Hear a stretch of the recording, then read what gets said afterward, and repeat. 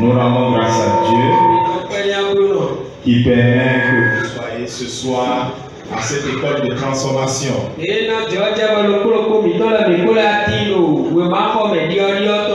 La session de ce soir, c'est pour continuer là où on s'était arrêté le mardi passé. Et la prière est que Dieu touche ton cœur. Et parce que ça va changer à l'intérieur de toi ce soir. Ça va aussi changer à l'extérieur de toi. Parce que ce qui commence à l'intérieur sort toujours à l'extérieur. Et qu'il en soit ainsi dans ta vie. Au nom de Jésus-Christ de Nazareth. Amen. Amen. Bien-aimés, nous sommes là ce soir pour partager la parole. C'est bien si vous avez de quoi noter. C'est bien si vous êtes prêts à participer également. Par une écoute attentive et par les apports et les questions. Donc c'est rite de passage.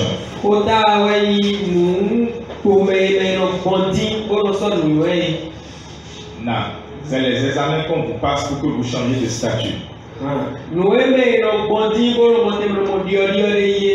Amen. Donc ce soir c'est rite de passage.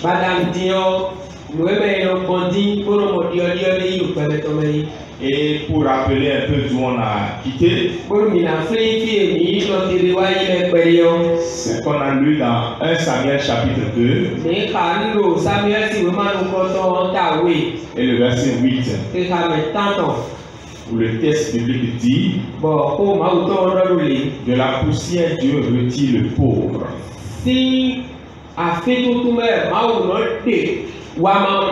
Du fumier il relève l'indigent pour les faire asseoir l'un et l'autre avec les grands.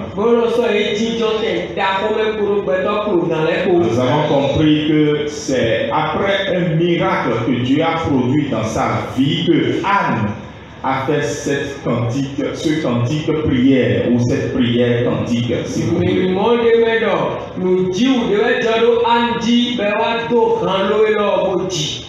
Et dans cette prière, elle magnifie Dieu. Et elle sait ce que Dieu peut faire. Nous comprenons au travers de ces versets que la plupart des chrétiens veulent l'accomplissement de ce verset.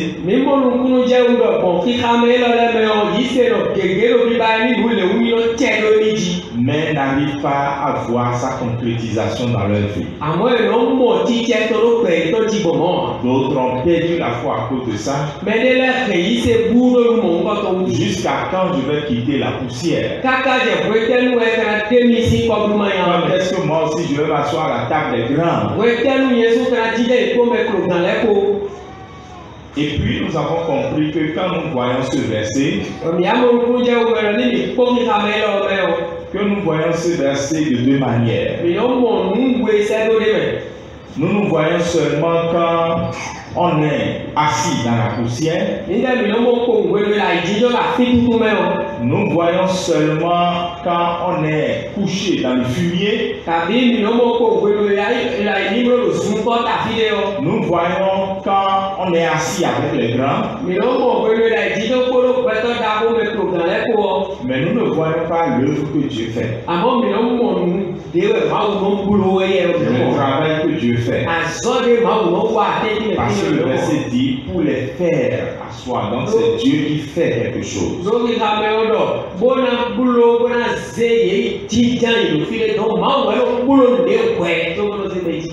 Donc c'est ce travail-là que nous allons surtout voir. Et on a déjà commencé. Et nous avons vu nous avons d'abord vu que les rites de passage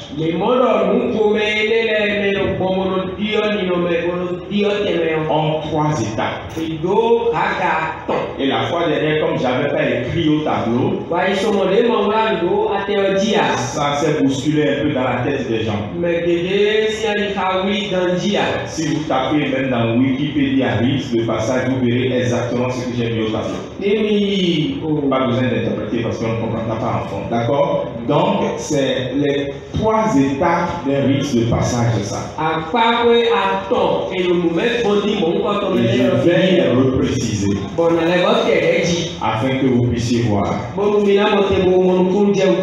Donc, la première étape des rites de passage, là où tout commence, on appelle ça séparation. C'est ça qu'on appelle encore mort. C'est ça qu'on appelle encore crise. D'accord? Donc ça, c'est la première étape. C'est ce que j'ai appelé séparation, que j'appelle encore mort ou crise.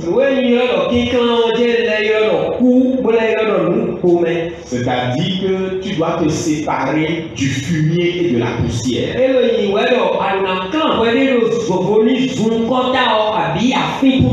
Parce qu'on a dit que tu étais dans la poussière, tu étais dans le fumier. Tu dois mourir à ton état de pauvreté et d'indigence.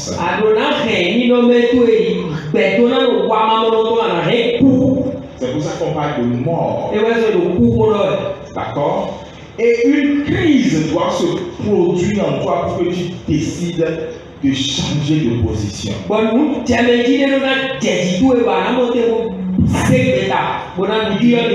Jusqu'où je suis assis là, ça suffit.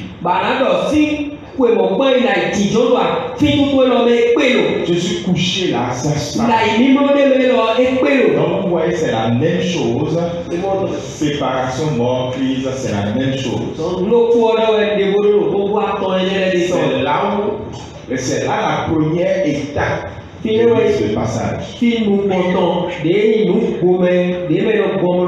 si je dois faire un dessin afin que ça soit compris par tout le monde, j'ai imaginé ce dessin, je l'ai vu nulle part. Peut-être que ce n'est expressif que pour moi, mais pas pour vous. Mais j'espère que cela aussi est expressif pour vous. Vous avez vu, j'ai fait un dessin d'un Kachakuchu. Vous savez que quand nos enfants sont à la maternelle, la première chose qu'on leur apprend, c'est quoi? Du Kachakuchu. Ne les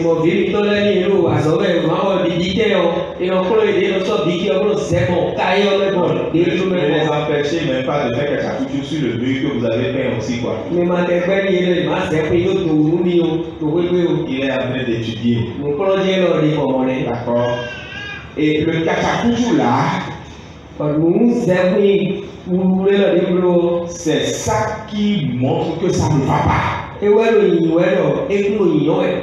un enfant fait Kachakuchu, est-ce que c'est ça écriture? Non, c'est pas ça écriture. Ça ne va pas. C'est pour ça qu'on a prié le mardi passé. Même le dimanche aussi. C'est ça qui est non, je ne suis pas d'accord. Kachakuchu là, c'est non, je ne suis pas d'accord. Quelqu'un dit non, je ne suis pas d'accord.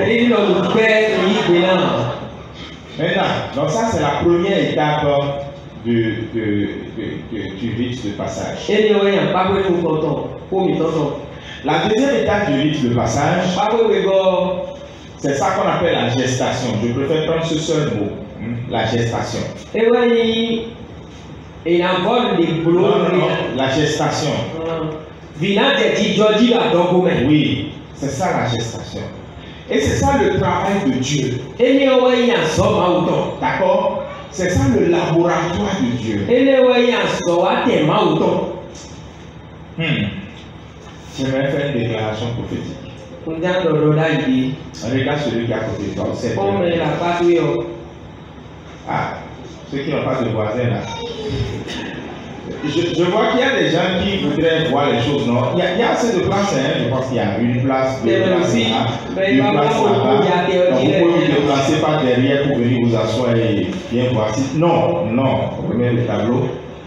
D'accord? Vous pouvez vous déplacer pour venir voir. Sinon, il y a quelques places à l'intérieur. D'accord? Donc, tu as regardé celui ou celle qui est à côté de toi?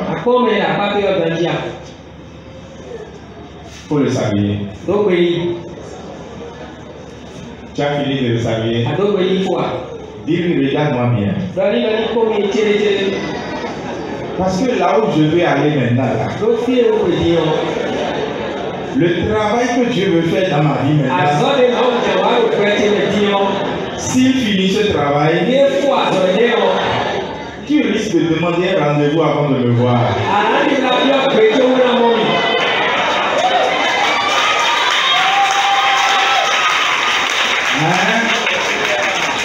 Il faut le croire. Dis-lui, si jamais je sors du laboratoire de Dieu,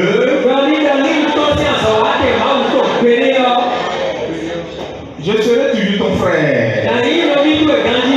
Je serai toujours ta soeur. Mais là où je serai là, c'est que j'ai changé de dimension. J'ai changé de position. Alléluia. Le travail de Dieu, il faut y croire. C'est le laboratoire de Dieu. C'est ça que j'ai fait ça vraiment comme un incubateur, c'est-à-dire comme un utérus ou bien quelque chose qui permet de faire une gestation.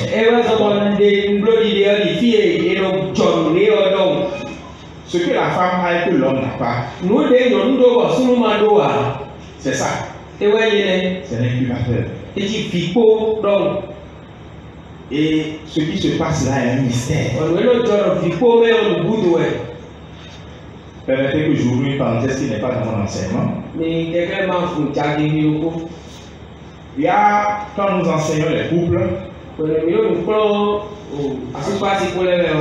nous montrons, il y a un coup qu'on appelle la différence homme-femme. Et en effet, l'homme est différent de la femme. Sur plusieurs points. Je vais vous parler d'un point par exemple. L'homme par exemple, il a séquencé sa vie. C'est-à-dire, il peut dire, voici ma foi, voici mon travail, voici ma maison, voici mes amis, voici ceci, et l'homme peut séquencer, compartimenter les domaines de sa vie.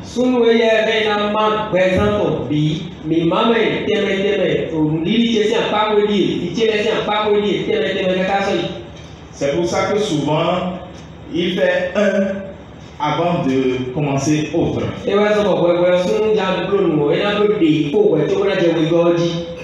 La plupart des hommes sont comme moi quand j'étais célibataire. Est-ce que vous avez jamais mis toute sauce tomate au feu et ça a carbonisé? Parce que tu as dit, je vais aller faire ça là rapidement. Alors que tu n'as pas fini ce que tu faisais. Chez l'homme, ce n'est pas souvent évident. Non, il risque de griller ce qu'il a laissé avant de revenir de là où il était parti. Mais chez la femme, parce qu'elle a un incubateur, et qu'elle a l'habitude de tout mettre dedans, on dirait même que c'est dans ce désordre-là qu'elle se plaint. C'est pour ça que le sac de la femme est le plus grand mystère du monde. Sac. Le cul là est dedans. Le cul est dedans, la clé est dedans, la chata est dedans. Les choses que je ne peux pas nommer sont dedans. Il ne faut jamais ouvrir le sac d'une femme. Et moi, en tant qu'homme, chacun a sa clé. Parce qu'on ne peut pas quitter l'église et la femme va fouiller son sac avant de trouver la clé pour qu'on entre dans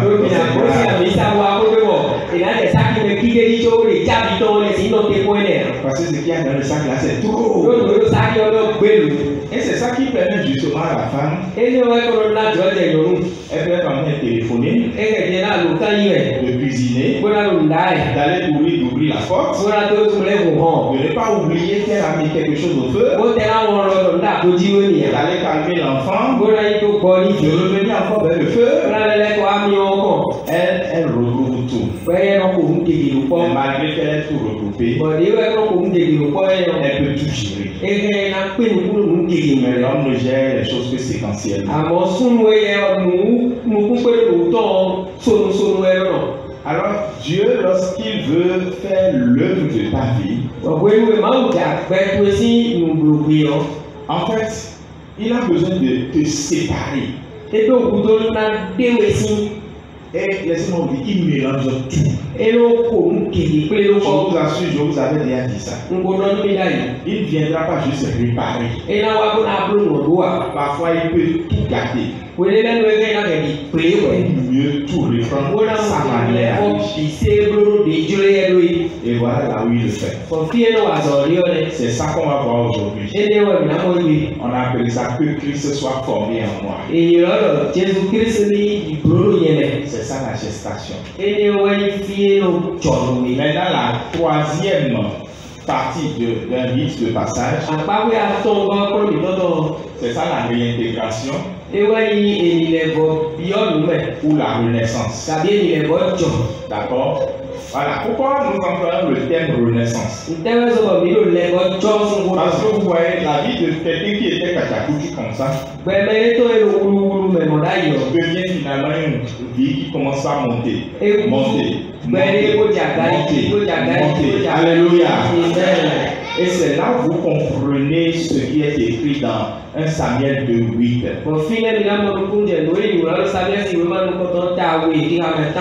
Il fait asseoir la table des grands. Pourquoi on a dit grand? C'est parce qu'on a changé de statut. Je ne vais pas dénoncer cette partie. Grand là ne veut pas dire forcément que tu seras président de la République, ministre, chef d'entreprise. Non, non, non. Grand là veut dire que tu vas changer de statut et que ce ne sera pas que tu vas quitter Kachakouchou pour aller encore être enterré, mais que tu vas quitter Kachakouchou pour aller plus haut. Donc le statut doit être forcément plus haut, meilleur. Quelqu'un dit amen.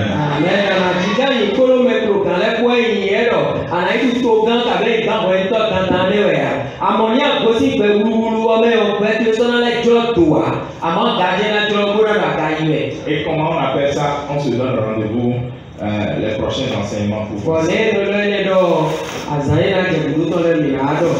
Donc, il y a quelques réponses et questions ici, j'y répondrai vers la fin de l'enseignement.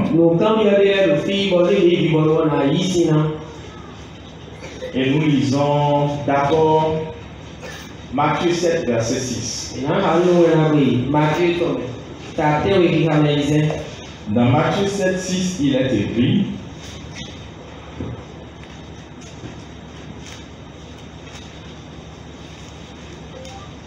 vous êtes là? Ne donnez pas les choses saintes aux chiens. Et ne jetez pas vos perles devant les porcs. De peur qu'ils ne les piétinent et qu'ils ne se retournent pour vous déchirer.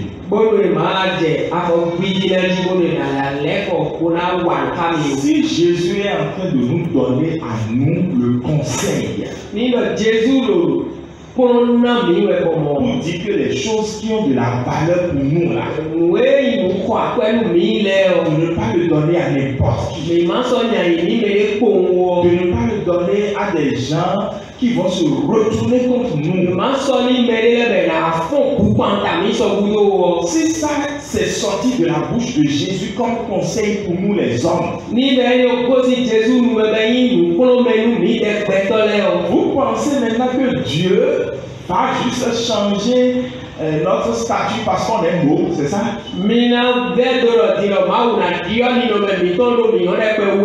Non.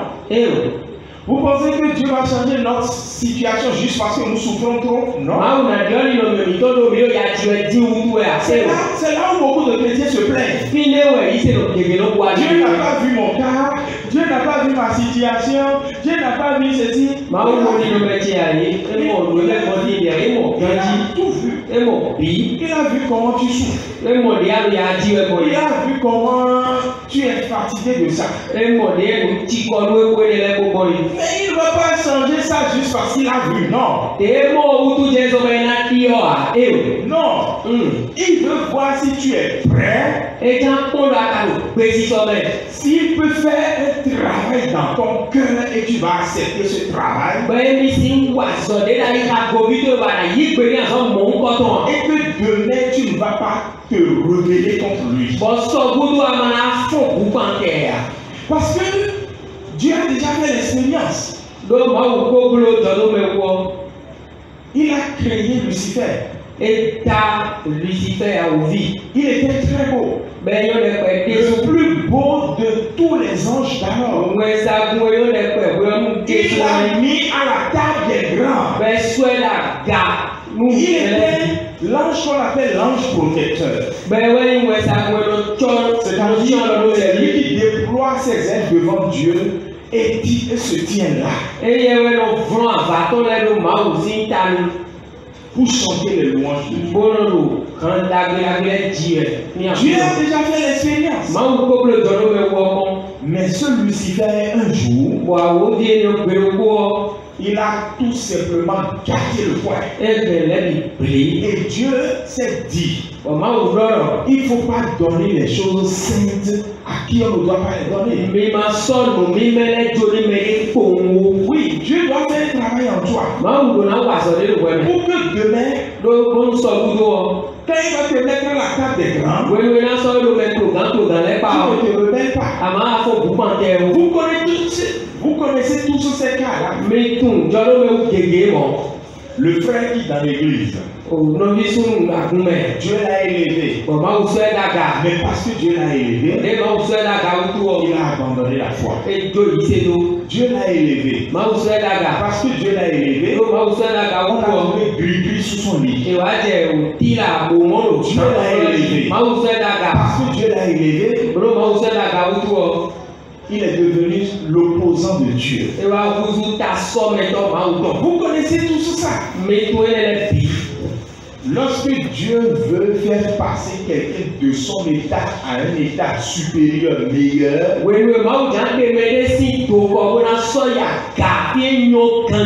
il fait un travail dans son cœur. Il fait la gestation. Parce que Dieu ne peut pas donner les bonnes choses aux chiens ni aux porcs. Parce que demain, il risque de se rebeller contre lui. Bien aimé, comprenez ceci. J'ai regardé le ministère de Jésus et les guérisons qu'il a faites. On remarque visiblement que l'une des guérisons les plus prolifiques de Jésus, c'est la guérison des aveugles.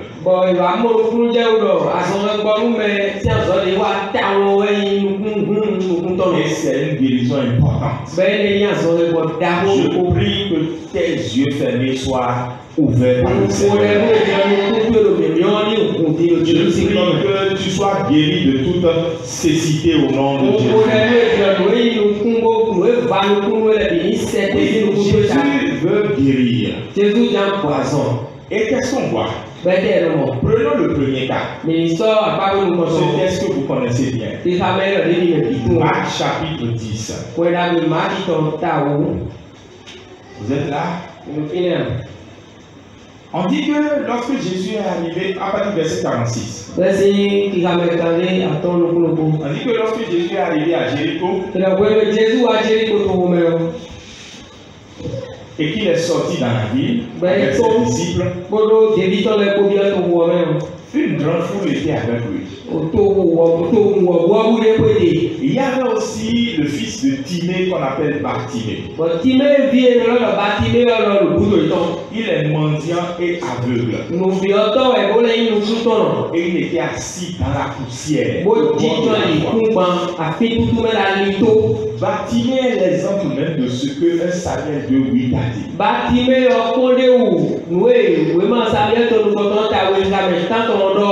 Mais Dieu veut lui faire changer de statut. Alléluia. Et la première chose qui va se passer, c'est que Bartimée va dire non, je ne suis pas d'accord. Bartimée va dire mon état là, ça suffit. Mais comme je l'ai fait remarquer le mardi passé, Bartimée ne va pas le dire en l'air. Il va le dire à Jésus. Et regardez comment ça s'est passé. Verset 47. Il se mit à crier. Fils de David, Jésus ait pitié de moi. Et les gens voulurent le dissuader. Leur dit, Jésus ne peut pas s'occuper des gens comme toi. Et Bartimée a encore crié plus fort. Ça c'est le verset 48. Il a crié plus fort. Fils de David, aie pitié de moi. Et finalement Jésus a entendu son nom, je ne suis pas d'accord. Personne ici qui est comme Bartimée. Fatigué d'être aveugle. Fatigué d'être assis au bord de la voie. Fatigué d'être assis dans la poussière. Fatigué de mendier avant de manger. Tant que tu n'as pas mendié, tu n'as pas mangé. Jésus entend ton cri maintenant. Au nom de Jésus, tu feras ce miracle de transformation. Il te fera passer d'une position à une autre. Vous voyez la matérialisation réelle même de ce qu'on appelle maintenant, non, je ne suis pas d'accord. Et vous savez que Jésus l'a guéri. Mais comment Jésus l'a guéri? Il a dit bien. Et c'est vrai, il est allé. Et quand il est allé, il est dit au verset 52, non 51, pardon. Jésus lui a dit, qu'est-ce que tu veux que je te fasse? Mais les Anglais disent, it's obvious, c'est évident. Comment tu vas me demander encore ce que tu veux que je te fasse? Mais Dieu, ici, Bartimée est en train de dire, Jésus, fais ton œuvre en moi.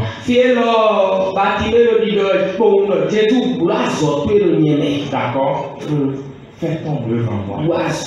Mais on va voir ça dans la vie d'un autre aveugle. Comment Dieu fait son œuvre là, on va voir ça dans la vie d'un autre.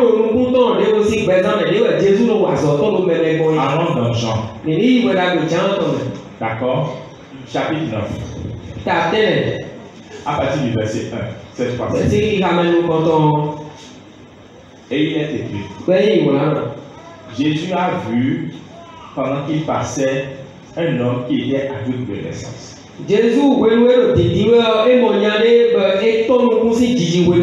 Ici, celui-ci n'a pas dit trop c'est trop, je ne suis pas d'accord. En tout cas, la Bible ne nous a pas dit qu'il a dit ça.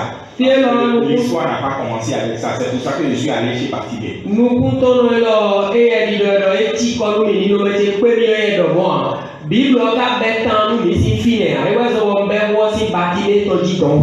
Ici, on veut voir la transformation, la guérison. Alors Jésus a profité du cas de cet homme. Pour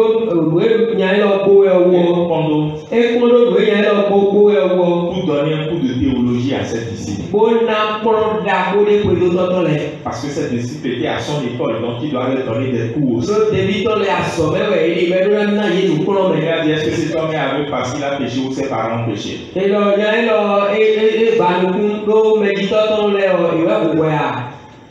Et les disciples étaient perdus. Et Jésus a dit, lui-même n'a pas péché, ses parents n'ont pas péché, sa condition est comme ça pour que je puisse vous montrer les œuvres de Dieu, c'est-à-dire le job que Dieu fait. Donc nous sommes au verset 3. Mais c'est afin que les œuvres de Dieu soient manifestées. Pendant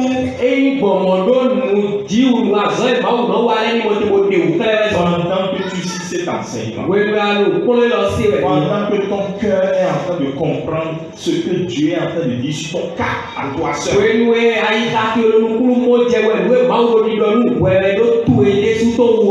œuvres de Dieu seront manifestées dans ta vie. En cette année, Dieu va faire la gestation nécessaire dans ta vie au nom de Jésus.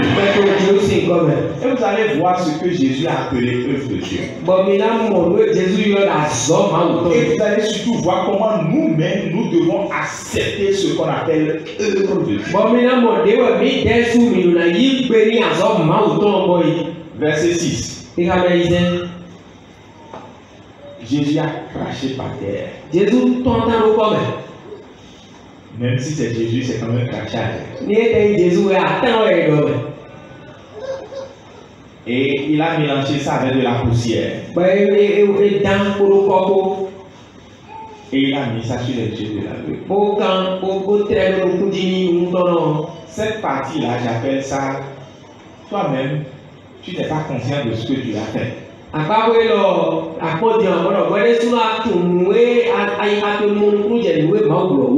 y a trop de choses que tu fais dans ta vie. Et tu ne maîtrises pas. Moi, je suis le premier. Je ne peux pas vous expliquer tout ce qu'il fait dans ta vie. Si les gens avaient dit à cet aveugle,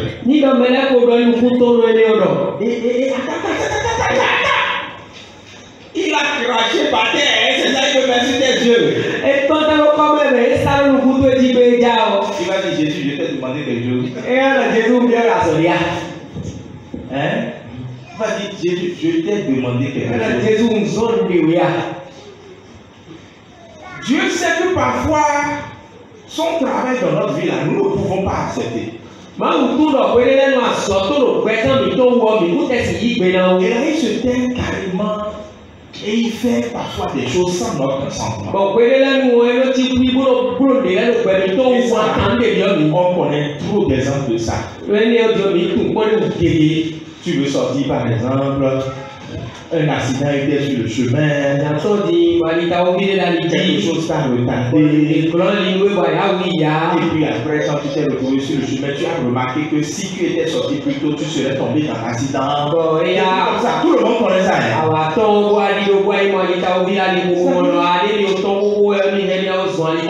Ce genre de choses là, non, c'est le job de Dieu, c'est les œuvres de Dieu. Il fait ça dans notre vie tous les jours. Sans notre consentement. Il le fait sans qu'on le sache. Parce que si jamais il veut nous dire ça, on lui dit non, Dieu, je suis pressé là. Je suis trop pressé. On ne peut pas comprendre ça. Et c'est parfois cette œuvre que Dieu fait pour certaines personnes quand il veut se marier.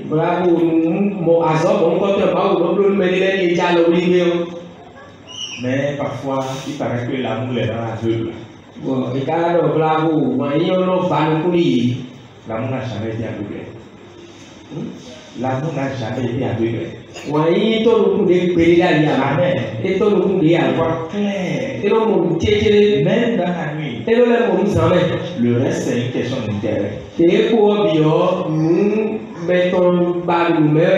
Pendant que vous étiez ensemble, il t'a giflé. Et après, quand vous êtes mariés, il te bosse maintenant. Et on te pose la question, et tu dis, c'est depuis les fiançailles qu'il me giflait. On dit, pourquoi tu ne l'as pas laissé? Tu dis, l'amour était un peu. C'est pas vrai. L'amour n'était pas acheté. C'était des intérêts. Tu voyais que tu ne veux pas le quitter. Il a quelque chose.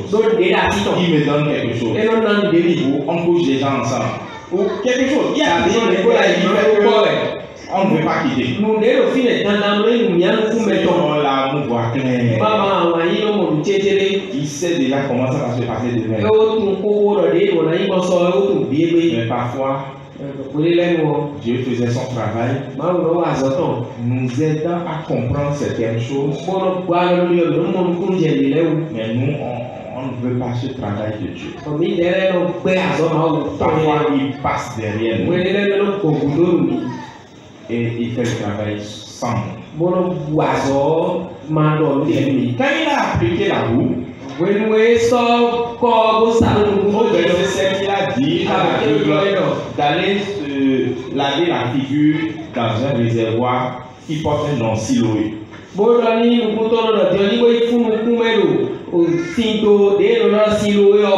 Cette deuxième étape veut dire que quel que soit ce que Jésus veut faire derrière ton dos, c'est-à-dire à ton insu, sans que tu ne le saches, pour que tu sois transformé, il te fera quand même participer. Amen.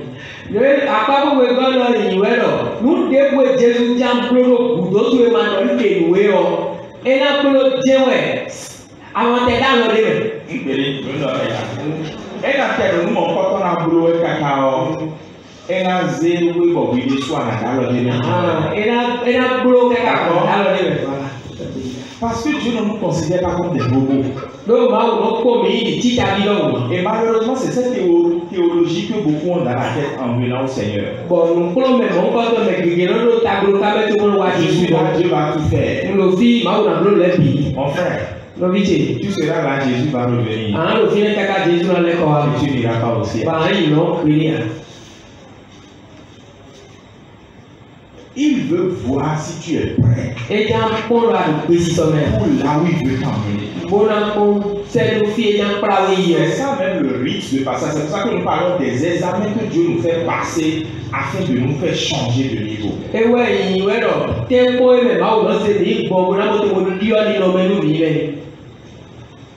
C'est important chez Dieu. Il veut voir si nous pouvons supporter. Quelqu'un dit supporter. Il faut vraiment être capable de supporter. Bien aimé, les pleurnichards, les peureux, ceux qui doutent, ils n'ont pas souvent beaucoup de choses chez Dieu. L'examen va être parfois pas facile. Mais Dieu va dire, as-tu appris la leçon? Et tu vas lui dire, quelle leçon? Je n'ai pas besoin de ça. Il a envoyé cet homme aller se laver la figure. Et qu'est-ce qui s'est passé? Lorsque le verset 7 vient, que lorsqu'il est revenu, il voyait clair. On dit qu'il voyait clair. Il voit très clair. On a commencé par lui dire, comment tu as été guéri? Il dit, je ne sais pas. Il paraît qu'un homme appelé Jésus a mis quelque chose qui est comme de la boue sur les yeux. Verset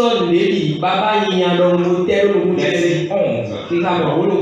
Il sait que c'est une boue. Mais il ne sait pas que c'est la boue de salive. Ça là, c'est l'œuvre de Dieu. Et il m'a dit maintenant, va au réservoir. Il est conscient de ce que lui aussi il a fait. Et il m'a dit maintenant, va te laver. Et après, je vois clair. Je vois clair. Alléluia. Tu vas voir clair au bout. Quel que soit ce que cette phrase signifie pour toi ce soir, tu vas voir clair au nom de Dieu. Tu vas vraiment changer de statut au nom de Dieu. Donc comprends avant que je ne retourne sur la partie du message que j'ai fait dimanche. Lorsque Dieu veut faire son œuvre en toi, c'est lui qui fait. Il fait à soi, donc il fait, il fabrique. Quand il veut faire ça, bien aimé, il le fera et il te fera participer. Ce que lui fera, c'est ce que toi tu ne peux pas faire. Et que peut-être tu ne peux pas comprendre. Mais ce que tu feras, il ne va pas le faire à ta place. Il va te responsabiliser. Es-tu prêt? Alors retournons maintenant à ce que j'ai lu le dimanche, et comme j'ai déjà lu ça le dimanche, je ne vais pas traîner là-dessus. Galates chapitre 4, verset 19. 4, 19. Mes enfants pour qui j'éprouve de nouveau les douleurs de l'enfantement.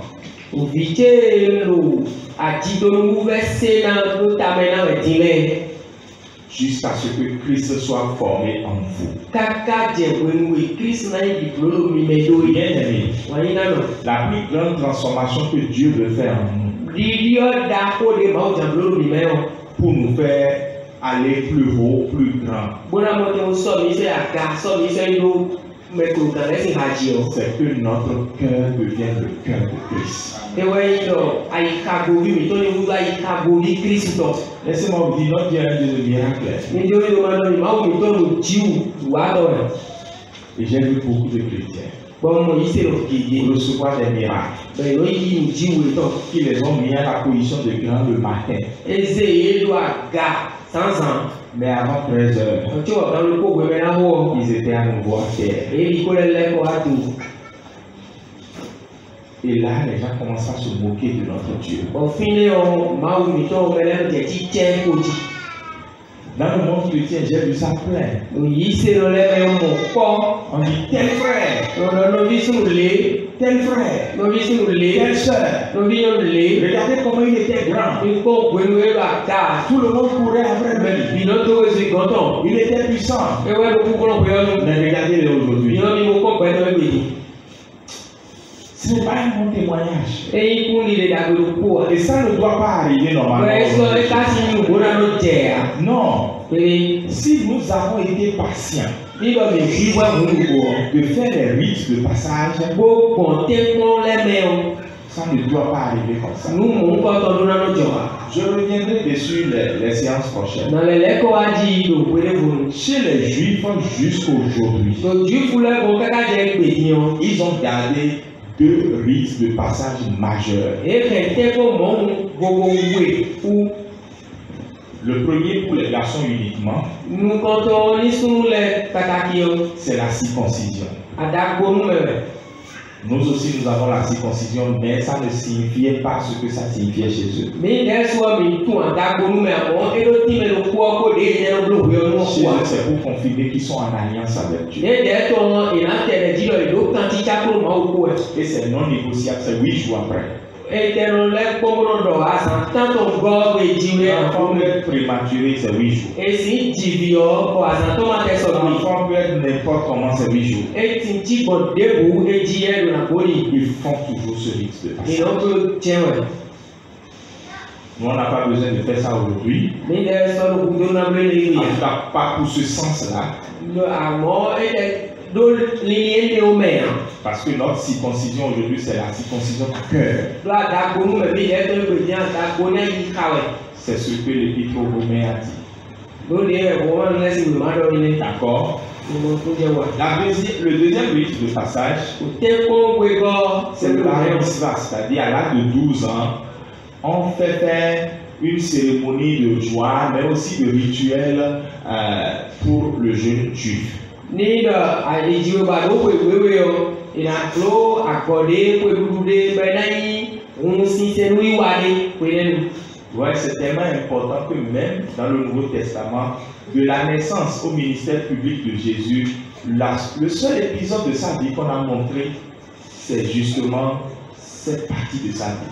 Apa le wewe di Jésus kaka to be avec des autres apa le code clair le Bible et on nous a pas dit s'il a été à l'école, s'il a été à l'apprentissage et tout et là on nous a au moins raconté ça et là nous mais il m'a homé ka bien ya so pro ta que do les Dieu mais mais a moi né o ido pour ni o ni à cet âge là on peut ni o mais Dieu n'est un point dans nos rites de passage.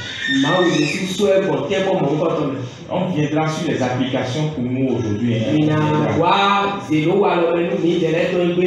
C'est juste pour vous dire que Dieu veut nous faire changer notre cœur. Et comme nous l'avons dit le dimanche, il faut que Christ soit formé en nous. Ça, c'est Dieu qui le fait. Nous ne pouvons pas comprendre ça. Mais il veut notre participation. Il veut que nous puissions dire, je veux que ma bouche change. Quelqu'un dit que ma bouche change. Que ma bouche devienne la bouche de Christ. Il veut nous faire participer. Nos yeux doivent changer. Devenir les yeux de Christ. Nos oreilles doivent changer. Devenir les oreilles de Christ. Nos pensées doivent changer. Devenir les pensées de Christ. Philippiens 2, verset 4. Que chacun ait les pensées de Christ. Pour que nous ayons maintenant les pensées de Christ. Que nous puissions voir comme il voit. Parler comme il parle. Entendre sa voix. C'est important que Christ soit formé en nous. Sinon, qu'est-ce qui va se passer?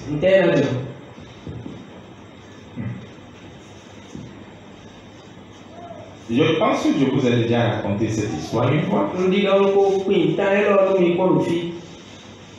Et je vais la raconter. C'est avec ça peut-être on va atterrir ce soir. Lorsque quelqu'un accepte que Christ soit formé en lui, la personne est en train de vivre une autodélivrance. C'est-à-dire une délivrance, s'il y avait même des démons là, il est en train de vivre une autodélivrance. Lorsque les parties de son corps, même si ce n'est plus des œuvres de la chair et que c'était contrôlé par des démons, parce que Christ veut prendre la place, deux capitaines ne peuvent pas rester dans le même bateau. Finalement, il va connaître la délivrance.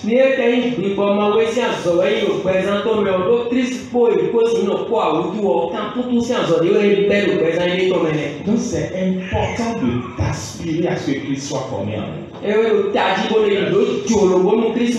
L'œuvre de la chair diminue considérablement.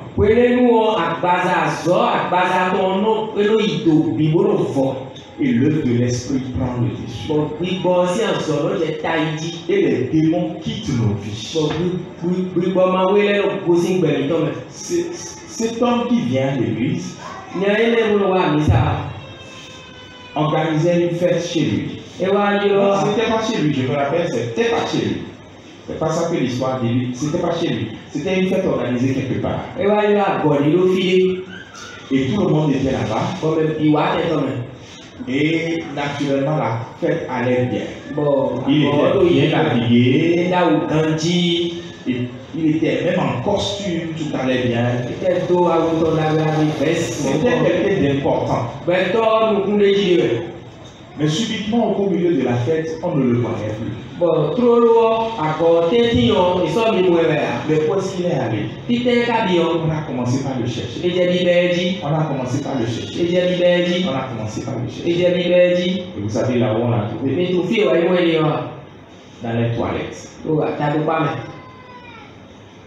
Et il a fait le besoin. Et après avoir fait le besoin, il n'a pas chassé l'eau.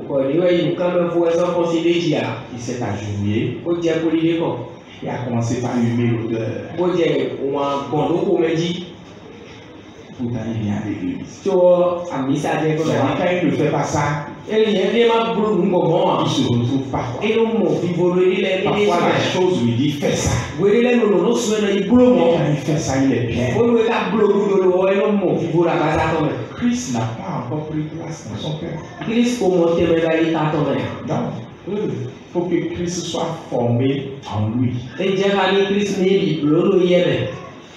Il faut que Christ soit formé en lui. Amen. Amen. Il faut vraiment que Christ soit formé en lui. Amen. Amen. Et aujourd'hui, ce jour-là, la chose qui l'amène dans cet état l'a emmené maintenant à la honte.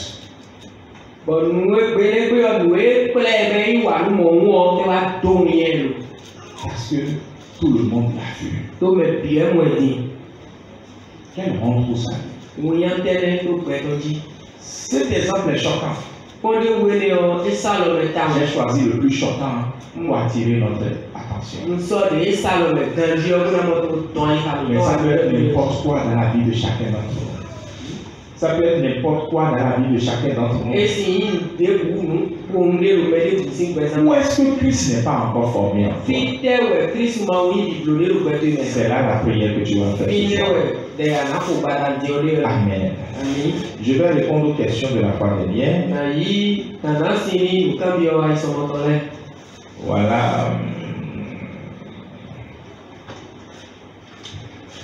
Quand nous traversons des épreuves et que nous n'avons pas quelqu'un pour nous assister, pour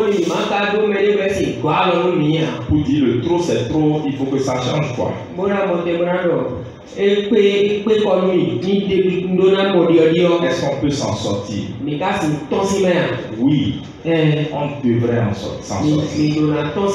On n'a pas besoin de quelqu'un pour s'en sortir. Personne n'était avec Bartimée. Au contraire, les gens voulaient lui dire ne quitte pas ton état. Mais lui, il voulait sortir. Donc, on n'a pas besoin de quelqu'un. N'accusez pas quelqu'un en disant c'est parce qu'on ne m'a pas aidé. Non. Tu dois être fatigué de ton état. Est-ce que c'est Dieu ou diable? Comment distinguer les moments difficiles qu'on traverse?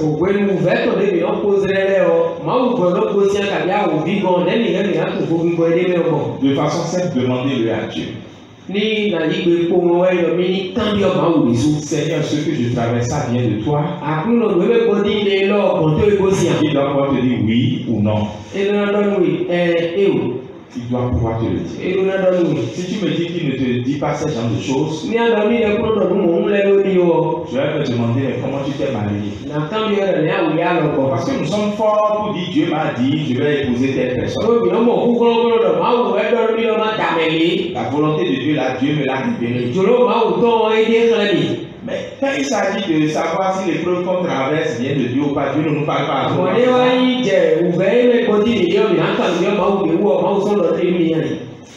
Dieu doit pouvoir nous parler.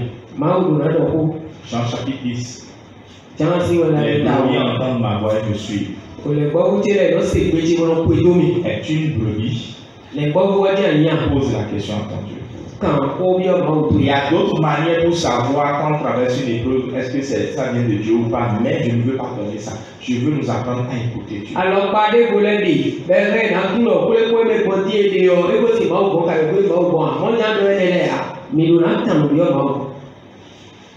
Dieu n'attend pas beaucoup avant de nous sauver, non. Mais il attend quand même notre détermination à voir le changement avant de faire quelque chose dans notre vie.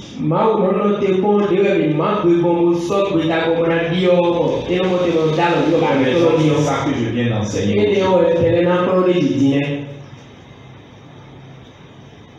Oui, il faut naître de nouveau avant de connaître le rite de passage tel que nous, on vient de l'enseigner.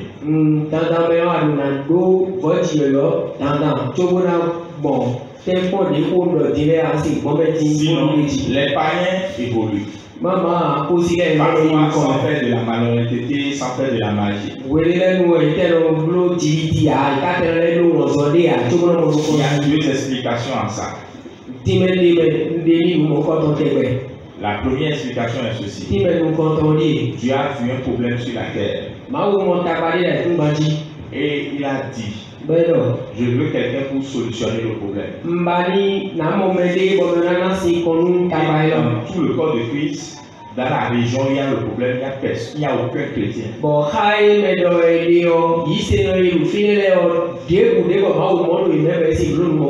va choisir par exemple. Ça ne le jette pas. Pour régler le problème, il choisit. S'il a fait dans le passé, il le fera encore. Il a utilisé Cyrus, un roi païen qu'il a appelé mon serviteur.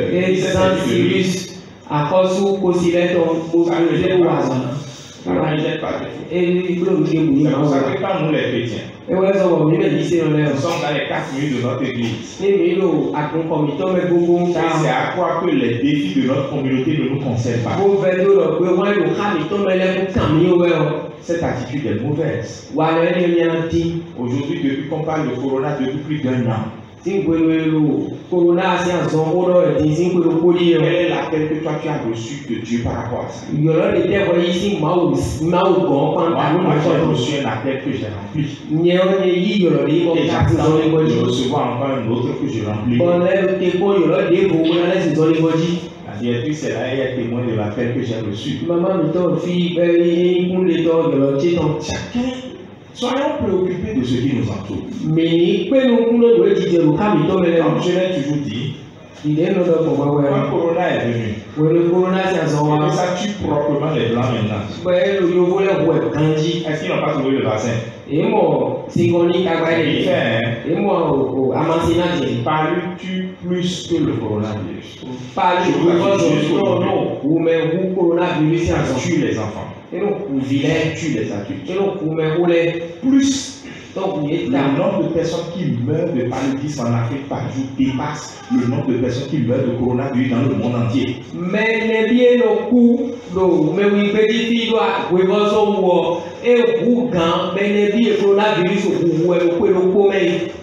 n'y a pas de ça. Toujours par jour dans le monde entier. D'accord? Vous voulez que les Blancs nous trouvent le vaccin, c'est ça? C'est pas leur problème. Le famille n'est pas en Afrique, c'est pas leur problème.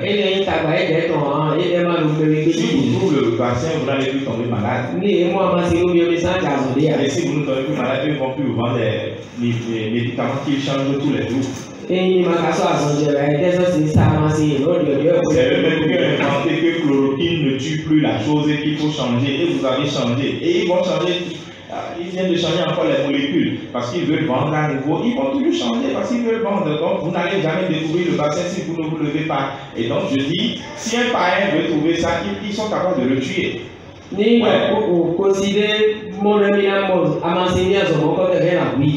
Mais si un chrétien se lève, et Dieu est avec moi, peut-être contre moi, mais nous avons un plus valeur que nous n'exploitons pas. C'est ça. Ben, il faut que ce soit nous qui relevons les défis de notre communautés.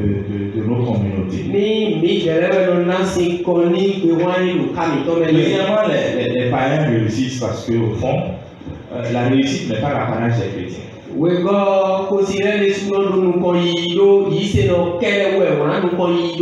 La réussite sur terre. Non. Montrez-moi le passage biblique qui a dit ça. Mais par contre, la réussite selon Dieu. Donc la finalité est de se retrouver au ciel. Ça c'est les chrétiens seuls qui ont ça. L'autre peut avoir réussi sur la terre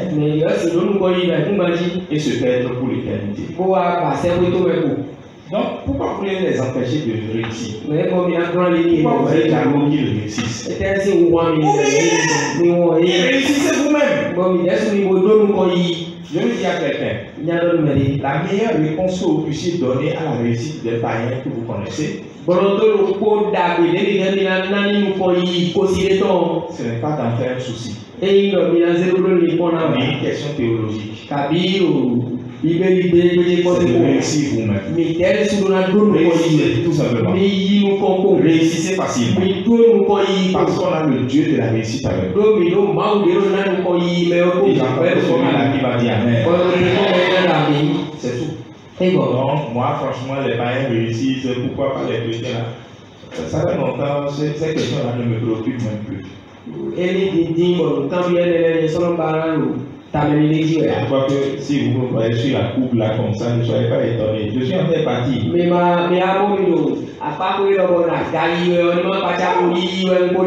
C'est comme ça. Dans la vie, il faut te préoccuper de comment tu vas partir.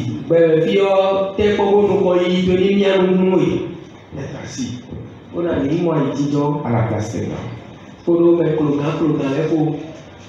Et puis une dernière question que je vais répondre aujourd'hui. Oui, quelqu'un avait fait un mélange complètement ici, donc j'ai déjà corrigé ça aujourd'hui.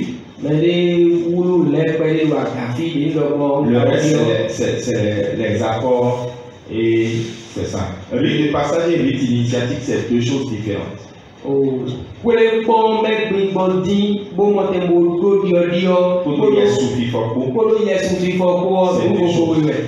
Il y a vraiment des rites qu'on fait passer à des gens qui leur permettent de changer de statut, mais on peut dire que ça, c'est les rites initiatiques. Ça, c'est vraiment pas ça que j'enseigne.